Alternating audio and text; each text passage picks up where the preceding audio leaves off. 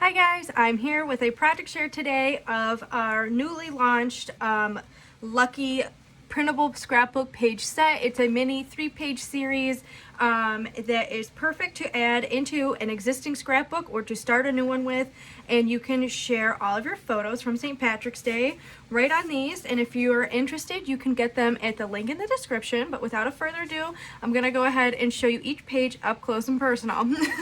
I did not film a process video for these scrapbook pages simply because my camera kept cutting out, so I decided that we're just going to do a project share, but it's fun to do something a little different, I think. So this is the first page. It's this really pretty green gingham, kind of watercolor gingham paper, and then I have some gold and black accents throughout, all 3 pages.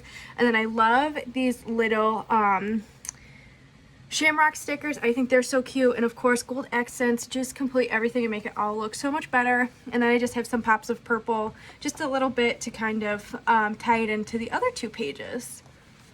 This is what I would call the middle page because it's just obviously a different photo map, but you can put them in whatever order you want. I made this cute little banner out of the twine and the group sticker because, mostly people are hanging out on St. Patrick's Day with their friends and family, so I thought that'd be a really cute thing. And we've got Lucky We're Family. This cute black arrow just to kind of draw your eye around the page, and then this background paper is like a watercolor polka dot, and it's purple, green, and blue all around. So super cute. This one's my favorite, I think, out of the 3. And then this is the last page, and I decided to go with a gold kind of, I don't know, I want to say asymmetric, but I know that's not it. Oh, geometric background, that's the word I'm looking for. I also really love this one simply because of the Wild at Heart sticker.